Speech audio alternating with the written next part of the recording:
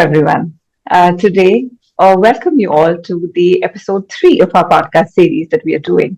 And today, this is my favorite topic. So I am extremely elated to welcome our speaker. As you all know, we are going to talk about climate responsive architecture. So our speaker for today is actually, how do I say, he's a pioneer or say a master in the field of sustainable architecture. He runs a studio in the National University of Singapore, and he is the program director at the Masters in Integrated Sustainable Design course program. He also runs his own podcast by the name of Ecogradia. I am an avid follower of it, and I'm sure a lot of people are. And he's also been a jury chair at the FuturArc Prize. A very warm welcome to you, Prof. Nirmal Kishnani. How are you doing? Thank you. Thanks, Shweta. It's a pleasure to be here. I'm fine. And how are you? All is good. I'm so glad you could finally make time for this podcast, and we're just waiting to start this discussion. By the way, the Sure. tables are turned. I am doing a podcast and asking questions this time. Yes. Yes, it is a new experience for me. I having run a podcast myself. It's it's interesting to be the guest for a change. No, but I'm a professor. I mean, this is just, it might sound very interesting, but I launched the poster for this podcast, I think, last week, and I've received innumerable messages from a lot of friends and, say, colleagues and professionals asking me that, are you really doing this podcast with Prof. Nirmal? I said, what makes you think I would lie on social media? you know? So, because a lot of people follow your podcast, including Oh, me, that's and nice. Thank you. so you do have immense following. We're so That's grateful great. to have you here. Good to hear. Good to hear. Thank you. So, Professor, diving into the first question straight away. Mm, This is something that I ask a lot of times myself, or even maybe our students. Sustainability is it's a term we frequently encounter across all disciplines and domains today. Probably mm. it's the most it's the favorite word of everybody. But what are we fundamentally trying to sustain? And could you just please elaborate on the core principles of sustainability and what does it mean in practical terms for our environment and our society at large? Sure. Yeah. If you don't mind, I'll take a little chronological view of this conversation. I think it's good looking back in time to see how the idea came into being, and how the meaning has evolved over the last 4 or 5 decades. And what's interesting for me is that sustainability began with an appreciation of nature. So in the 60s and 70s, in post-war Europe and America, there was a growing awareness that the industrial complex, the industrial way of life that had emerged in Europe and North America, was posing very specific risks to natural systems. And it wasn't just, an immediate or direct risk, but rather that it was at a planetary level. So factories in one part of America could potentially be having an impact on the rainforest in South America. So there were in this period a couple of very critical books that came out, and the most famous of which is Silent Spring by Rachel Carson in 1962, which looked at how the human industrial complex is affecting natural systems, planetary natural systems. Yeah. The other really important book was The Limits of Growth, Donella Meadows et al., 10 years later, in 1972. And all of these scientific examinations were asking the question, is there a limit, a planetary limit to what we as a species are doing, our consumption patterns, our waste, etc. How do planetary systems cope with what the human species is producing or consuming? Yeah. So that was, in a sense, the beginning of the sustainability movement, if you will. And it was very rooted in the idea that there is this thing called nature that is suffering as a consequence of human action, right? Right. Um, the second phase, I would say, began in the 80s and 90s. Um, Interestingly, nature disappears from the vocabulary at this point. Yeah. And we begin to ask the question, how do we re-engineer public policy and economy to create a green way of living, green buildings, green communities, green habitats? How do we shape public policy and economic growth towards these outcomes? And really, the idea was that if we just reduce our impact on the natural environment, we will somehow, through an aggregation of actions, engineer a better world. Right. Of So there course. are quite a few very important events and publications that came out of this phase. On the public policy side, you had, Our Common Future in 1987, Habitat Agenda, the United Nations Commission in 99. Sorry, not 99, 91 or 92, I can't remember. Agenda 21, all of these kind of leading on to the Millennium Declaration of the United Nations in 2000 and now the Sustainable Development Goals. So there was this kind of, at a public policy level, this idea that if we just somehow figure out how to design buildings and cities better, with less impact, that somehow we will build a sustainable world. And at the government level, this was happening. Meanwhile, um, at the private sector level, we saw at the turn of the millennium the birth of the green building movement. I think this is something Right. that we're all familiar with. The formation of the World Green Building Council, national Yeah. councils, green building rating tools, all of Right. which again argue that if we just reduce impact at the building scale, it would just somehow add up. Yeah, Right. that we would reduce our global impact. Um, I think there is at the moment, present day, a fundamental re-examination of the assumptions of these two phases. Yeah. Uh, in many ways, climate change has compelled us to move past the idea of simply doing less harm, towards adaptive strategies for resilience, but also to talk about how can we do good. Yeah, the word regenerative design, for instance, which is becoming more and more commonly used today, describes this movement of moving away from doing less harm towards doing good. And here Right. we are rediscovering nature. We're coming back to where we started, which is nature as an ally, nature as a partner. So there's a lot of talk about nature-based solutions and protection of natural assets and systems. So this is broadly how the word sustainability came into being, yeah, and how the meaning of sustainability from early days of environmental concern to public policy and green building movement to now resilience and regenerative thinking has evolved, right? This has been a Right. continuum, yeah. Uh, so I think we can talk about what um, the second part of your question was what are the core principles and what does this mean in practical terms? Um, I think the core principles are very clear. Yeah. Uh, we have to eliminate greenhouse gas emissions. That is at the root of a lot of the problems, planetary problems today. We have also got to find ways to reduce our ecological footprint because not unlike Rachel Carson's idea that what we do in one place has an impact somewhere else, our Right. consumption patterns have a footprint. And if we don't find a way to shrink our footprint and continue to consume the way we do, we are going to run out of resources.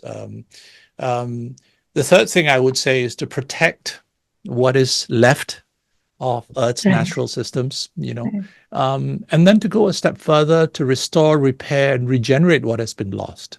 Um, and to that end, I think we need to find ways to create hybrid solutions that bridge the human-made and the natural systems on the planet. Yeah, I'm going to pause there. If I've sort of prattled on for a bit.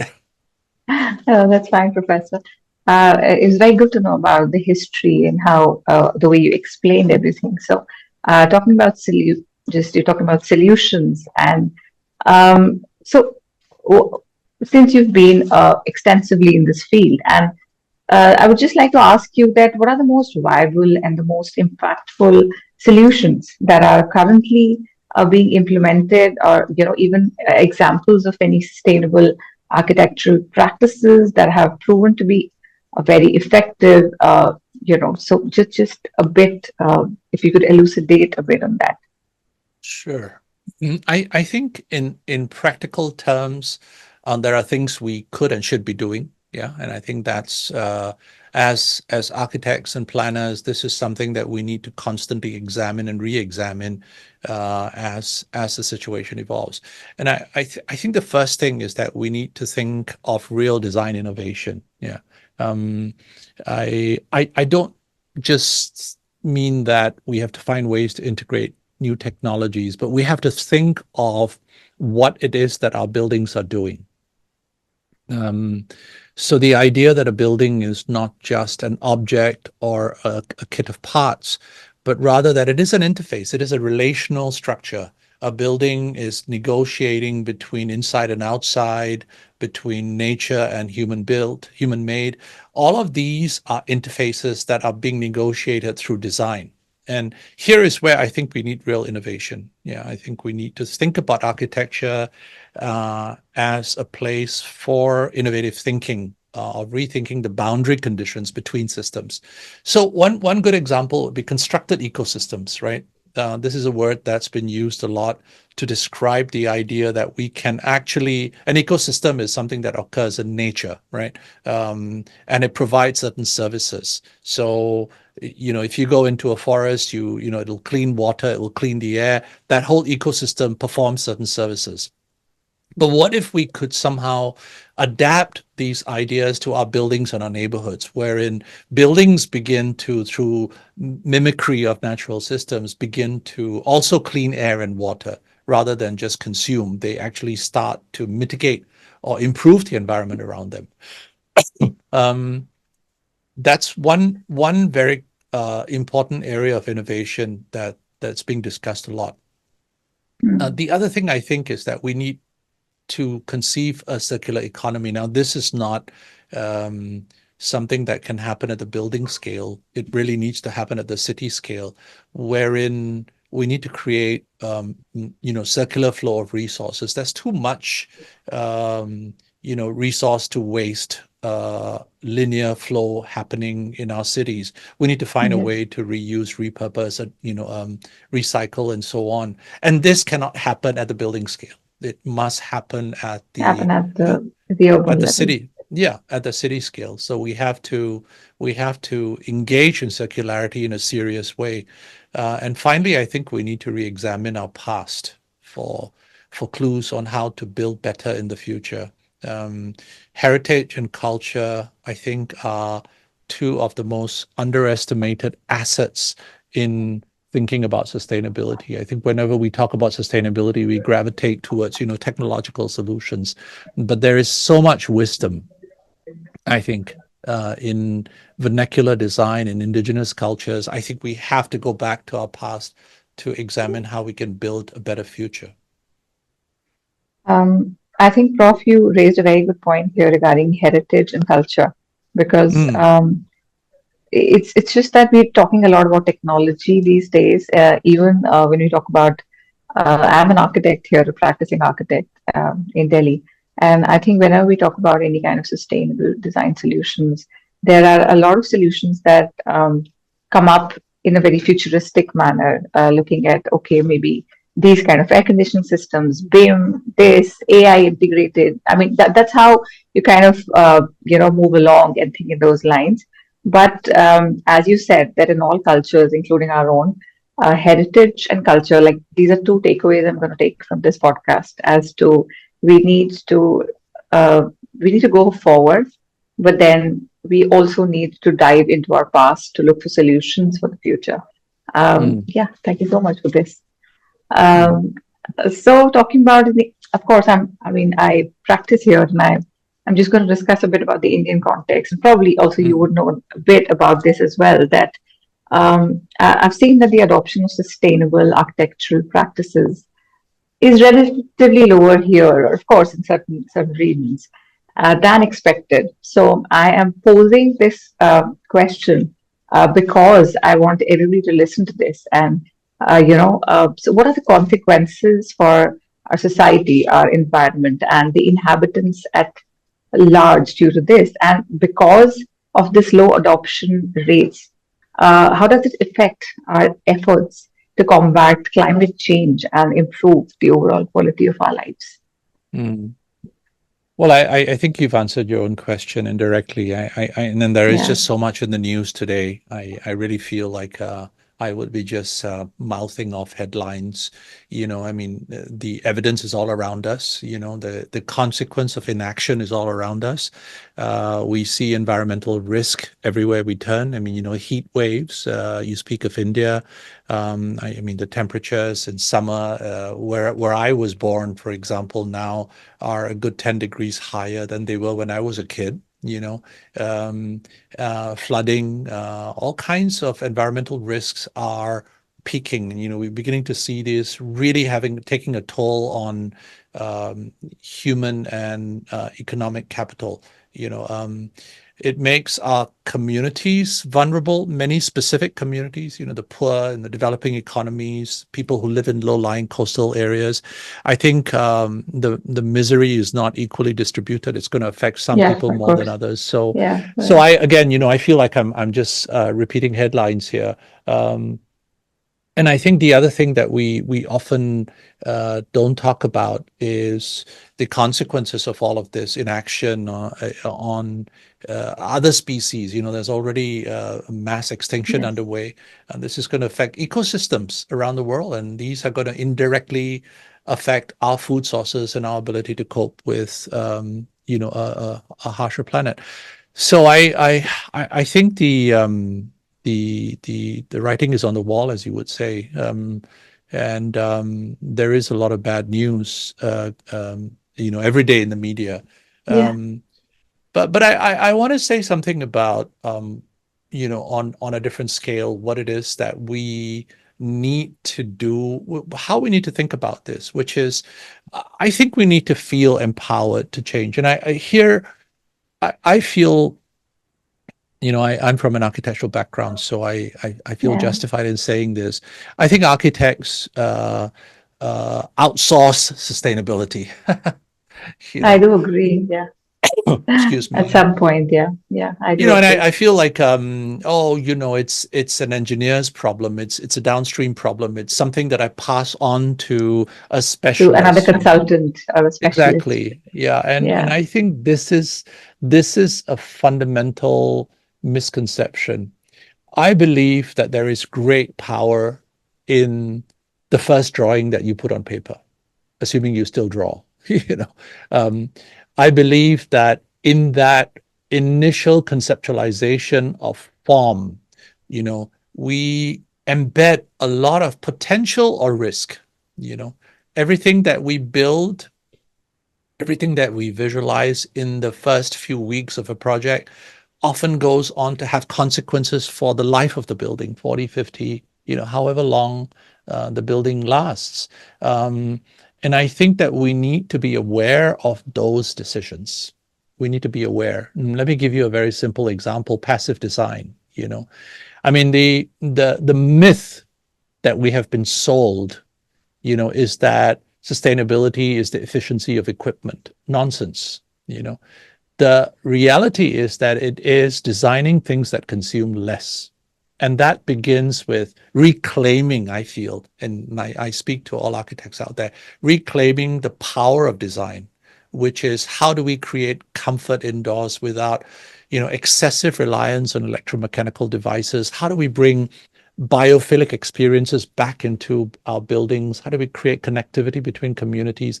These are all very powerful ideas that I don't think a lot of people give enough credit to, because the the easy answer is that it's a solar panel on the roof, and I think this is the misconception we have to walk away from, and Right. reclaim our power as designers.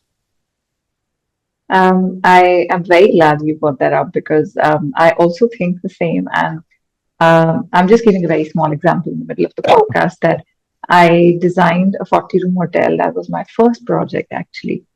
And I did not hire any consultant or uh, any kind of, there was no green building ratings that I was doing. It was like I just thought it's like a very modest hotel that I'm doing. So as an architect, I whatever I thought I could do, I was bare 22-year-old when I did it. So I was just vouching on the basic knowledge of climatology, solar orientation, basic things. Then it just happened as a result of pure design, passive design, that my building was 100% daylit and I did not have to use any artificial lighting throughout the day anywhere in the hotel. And of course, I did balance the heat gain as well. It doesn't mean that there was a lot of heat gain. So by virtue of pure design, I was able to achieve a kind of, say, 20 to 25% energy savings without hiring any consultant or any green building rating systems or anything. And I did realize that time that maybe just pure knowledge, pure just thinking a bit more sensitively, you could just do away with whatever resource you have and still make a change. So yeah, Yeah. I just thought of an example since you mentioned that. Yeah, absolutely. And I think we have to reclaim the power of design, um, which is that, we have, as architects in our hands, the ability to visualize performance in a fundamental way, and this performance is the legacy that lives on, for the life of the building. And I think you can put in the most efficient air conditioning system, but if it's compensating for, For excessive your heat mistakes. gain, yeah, for excessive heat Yeah, gain, for instance, then that is not the answer. I would go on to say that apart from reclaiming our inherent power, the power of design, I would say the other thing is that we have to learn to think of ways to work with other disciplines. I think architects sometimes are very territorial, in uh, in their own boundaries. Yeah, in their yeah, own fortress. I mean, we do get very attached to our solutions and Yes, and our ideas, and we fall in love with our own designs. And I do think that the most sustainable buildings are produced through acts of collaboration. You know, and here I feel that, and I've been through many projects where I've seen this firsthand, that the other members of the team have as much to offer the engineers and the exactly. Yeah, landscape architects. And if you bring people on board early and you create a collaborative environment, the cumulative effect of this synergy between people is far greater than just the sum of parts. And I think that we don't give this enough thought, where we've been trained to think of ourselves in silos. And I'm not just saying architects, but all disciplines. We tend to operate in silos. This The second step, I think, past reclaiming the power of design, is also surrendering some of that power to our collaborators, and recognizing that the engineer may have part of the solution to the problem that we're trying to solve, and really it's about unpacking those solutions.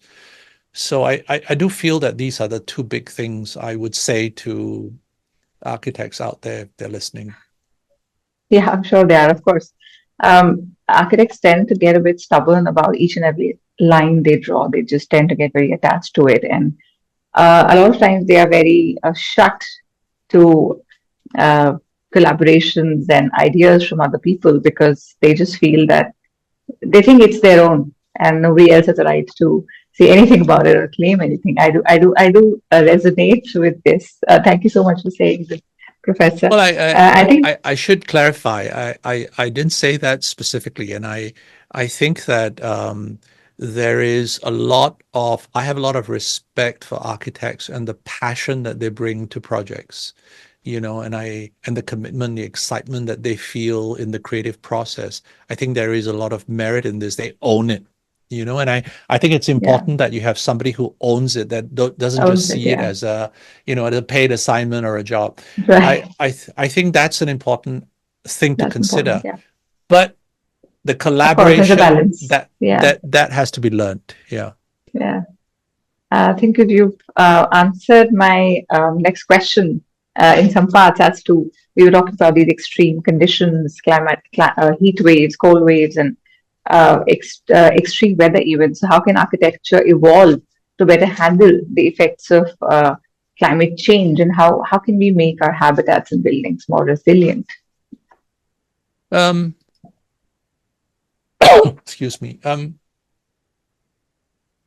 Maybe one thing that's worth saying is that the idea of sustainable architecture per se is an illusion. No building on its own can ever be sustainable. Yeah. Um, this is another myth that we have been sold by the green building movement, that if you Yeah, just somehow fix the problem at the building scale, the city will get better. Not yeah, true. Yeah. I think that we really have to think about problems at different scales and begin to understand the interconnectivity of scales. And I really believe the core problem is not what the building does, but what the city does. I think that is the scale that agree, we have to begin the agree. conversation. Once we understand what the city aspires to, what its potential is, then we have a trickle down implication on what the buildings must do to support that. You know, so there must be this idea of a greater whole. Um, you can improve the performance of buildings as much as possible, and one should, but there are far too many, and you know what I'm talking about when I say this, Yeah. there are far too many, green certified buildings built next to slums, you Yes. know, which make no sense at all from a sustainability standpoint, right? So my view is that we have to come in from a different scale. We have to start the conversation at the scale of the city. And then we have to look at what buildings need to do to support that vision, yeah, of sustainability. The city is the scale at which this conversation must begin. Yeah. Um, and from that emerge all good things and bad. Yeah. So I think that's my first observation of this discussion on sustainable buildings. But if I had to, talk about a few things that buildings are doing today that are, um, presenting a different kind of a future or presenting a different way of thinking about solutions, I would say that there are a couple of ideas that I've encountered that I'm pretty excited about. One is the idea of hybrid cooling systems. Um, I think we've been indoctrinated into thinking that, well, the building is either naturally ventilated or it is air conditioned. Right. Actually, it can be both. You know, Yeah. and you studied in NUS, so the SDE4 building that I was involved with, where we developed a hybrid cooling system, which is um, partial air conditioning with ceiling fans. And Right. that system consumes 50% of what a conventional air conditioning system does. Plus, it has added benefits that it's 100% fresh air intake and so on. Right. Right. So I think this is where the future lies. I think we have to break down the boundaries between what the engineers do and what the architects do and come up with hybrid solutions. Yeah. Another very important hybridized way of thinking is constructed ecosystems that I mentioned earlier. So we often think about landscape as the filigree that you attach to a building when you finish the design, or it's the bit that you decorate the entrance. This is a terrible, terrible way of thinking about it. I think landscape design is the most undervalued discipline I do in the agree. Yeah. sustainability conversation today. Yeah. Yeah. And a lot of buildings, especially you see them in Singapore, they are trying to bring landscape and architecture into a deeper Yes, I do connection, a see a lot deeper of union. examples. Right. I think Right. that is an important way to go. I think when landscape is not just an add-on, but an integral part of the architectural thinking, yeah, um, then it has the potential to do a lot. It can cool the building, it can help recycle water, it can provide health and well-being. There is so much, this union of landscape and architecture can produce. I At the building scale, I would say these are the two things that really, when I see, I get excited. Absolutely, same here. I do keep on, I mean, it's been 5 years that I visited Singapore, but I've been seeing all these new buildings that have come up with terrace gardens, landscaped, intertwined all over the building, and it's very impressive. I want to visit them soon. Well, like I have to add a word of caution to that. Some of it can be decorative. Oh, Yeah, okay. Oh, I maybe. I I, I Okay. do think that we started in Singapore attaching greenery to buildings as a biophilic gesture. So the idea was that if you integrate greenery into architecture, somehow it will help occupants feel better, or it will raise the perceived value of that project. Yeah, Yeah. yeah, yeah. But I think the conversation is moving away from biophilic design to biocentric design, which is to say Biocentric that, design. Yeah, yeah, that this greenery has a purpose, a role. It can clean water, it can clean the air, it can cool the envelope.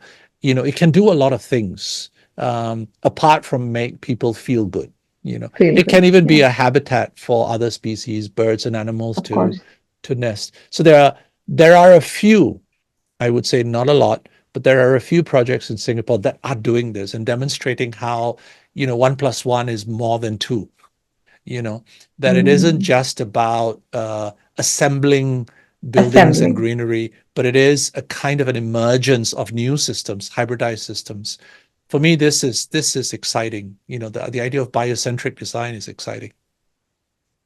I did see that in the Kampung Emeraldy. I mean, Hmm. whatever I saw in the images done by Woha, I did really think that everything is coming together finally. It's a habitat. I mean, at least that's what I could make out from the photographs and the project brief that was published.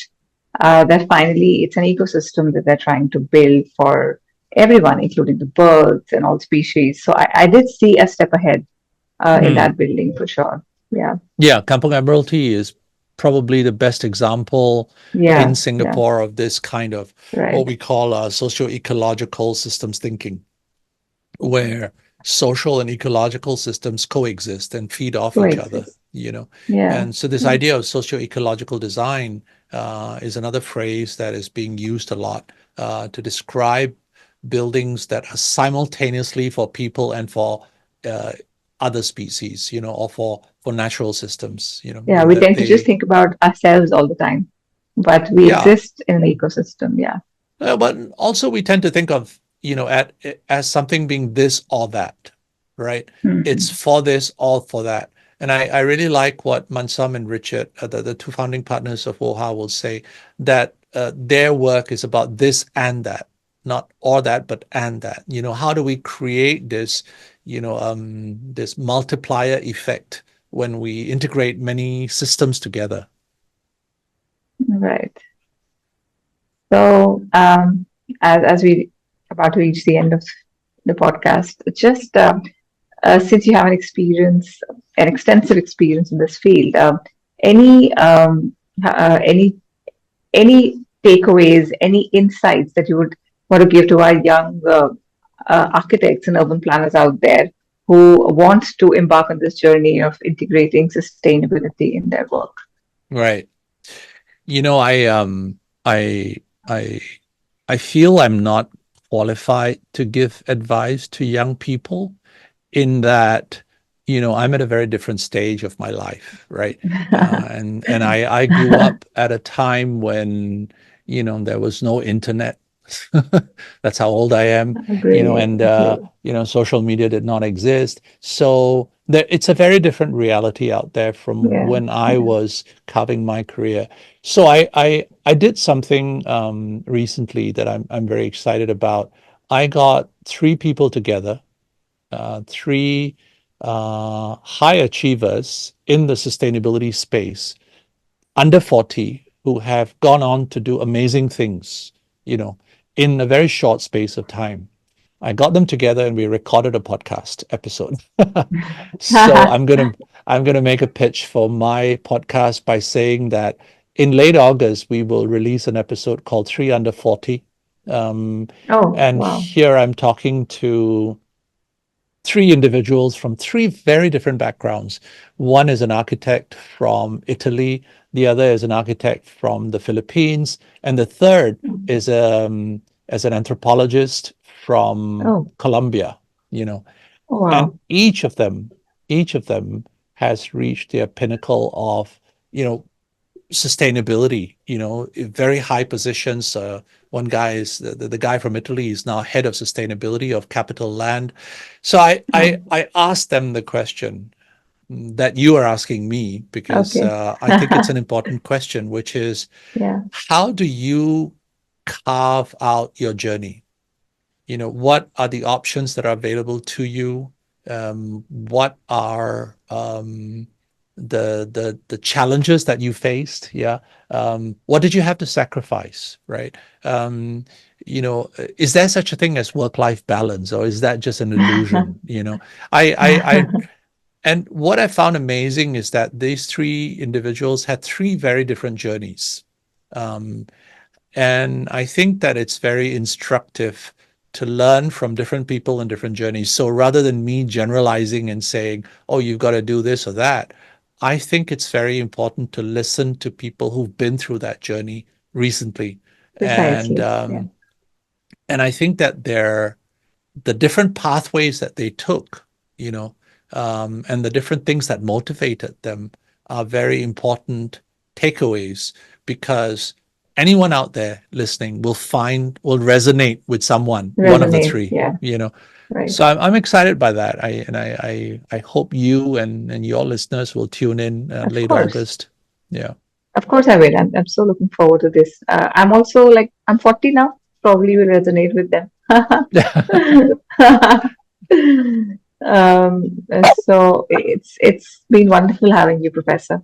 And My I know it's pleasure. been a short podcast, but I'm probably looking forward to meeting you sometime soon when I visit Singapore.